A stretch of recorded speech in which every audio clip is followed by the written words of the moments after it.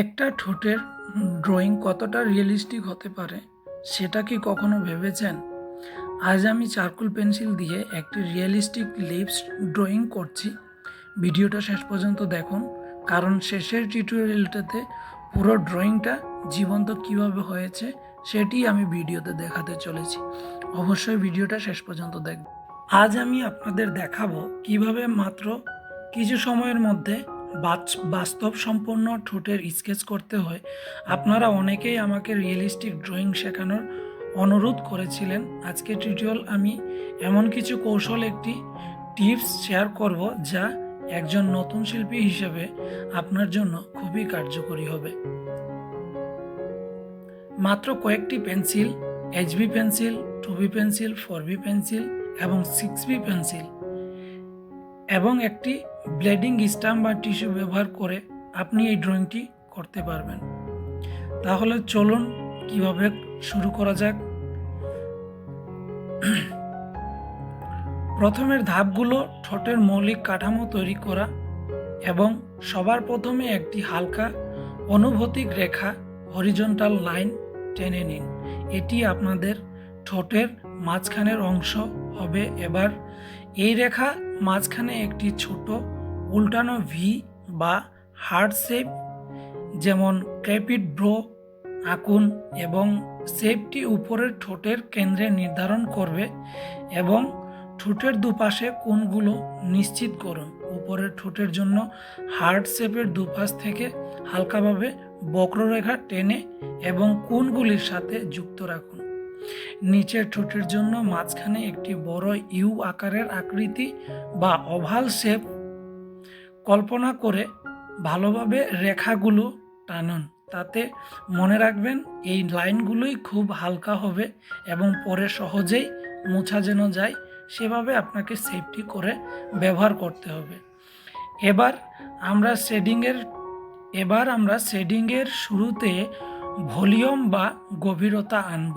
ঠোঁটের সম্পূর্ণ অংশে হালকাভাবে একটি বেস শেপ দিন, যাতে আলোর উৎসটা কোন দিক থেকে আসছে তা খেয়াল রাখবেন, যাতে বোঝা যায় আপনার ঠোঁটের ড্রয়িংটির অংশ কোন দিকে এবং মাঝখানের অংশগুলো কোন পাশে আলো দিচ্ছে সেই উপরে নির্ভর করে আপনি ড্রয়িংটা ভালোভাবে আঁকতে শুরু করুন।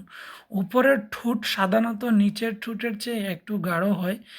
4B বা 6B পেন্সিল দিয়ে উপরের ঠোঁটের নিচের দিকের অংশটুকু গাঢ় এবং বেশি করে শেড দিন। ঠোঁটের ভাঁজগুলো যাতে রেখাগুলো আঁকার সময় পেন্সিল স্ট্রোকগুলো ঠোঁটের আকৃতি কন্ট্রোলার অনুযায়ী দেবেন, যাতে এই বাস্তব সম্পন্ন ঠোঁটটি একটি বাস্তব জীবিত মনে হয়। তাহলে শেডিং শুরু করা, প্রথমে আপনারা শেডিংয়ের পর ব্লাডিং বা বেন্ডিং করার স্টাম্প টিস্যু বা অন্য কোনো কিছু ব্যবহার না করলে আপনি সাধারণত যে পেন্সিল দিয়ে আপনারা হালকাভাবে ঘষে রঙের পরিবর্তন করতে পারেন, কিন্তু মসৃণ হবে না। সুতরাং ড্রয়িংটি করার সময় অবশ্যই এখানে আপনি টিস্যু পেপার অথবা আপনার স্টাম্প টিস্যু ব্যবহার করতে হবে। তাহলে আপনার ড্রয়িংটি খুব মসৃণ এবং খুবই একটি জীবন্ত মনে হবে। তাই আমরা পরবর্তীতে যে কাজগুলো করব, অবশ্যই যেন আমাদের হাইলাইট করার জন্য একটি ইরেজার এবং নমনীয় ইরেজারগুলো ব্যবহার করলে আলোর প্রতি এবং আলো ছায়ার প্রতিফলিত স্থানগুলি ভালোভাবে আমরা বুঝতে পারবো। তাহলে অবশ্যই ঠোঁটের চামড়ায় শুকনো রেখা বা ভাঁজগুলো ওয়ালিং বা হালকাভাবে পেন্সিল দিয়ে যোগ করতে আমরা নিচের ঠোঁটের মাঝখানের অংশগুলো চারপাশে ত্বকের হালকা দিয়ে ব্লেন্ড করে নেব, যাতে পরবর্তীতে আমাদের ড্রয়িংটি কাজের সাথে খুব সূক্ষ্ম এবং ড্রয়িংটি কাগজের সাথে মিল পাওয়া যাবে। সুতরাং আমরা যারা নতুনভাবে ঠোঁটের এবং লিপসের ড্রয়িংগুলো করব, তারা অবশ্যই খেয়াল রাখব যাতে আমাদের ঠোঁটের উপরের থেকে নিচের অংশটা একটু গাঢ় হয় এবং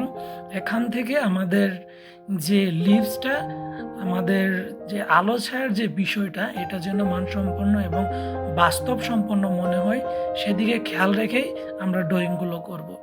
তাহলে আমাদের যখন লিপসের ড্রয়িংটা করব তখন অবশ্যই কাগজে মিশে থাকা এবং আমাদের যে পেন্সিল উপরের যে অংশটুকু কিভাবে হালকাভাবে শেডিং করা যায় সেদিকে খেয়াল রেখে অবশ্যই আমরা ড্রয়িংগুলো করব। এই তো হয়ে গেল আমাদের বাস্তব সম্পন্ন ড্রয়িং।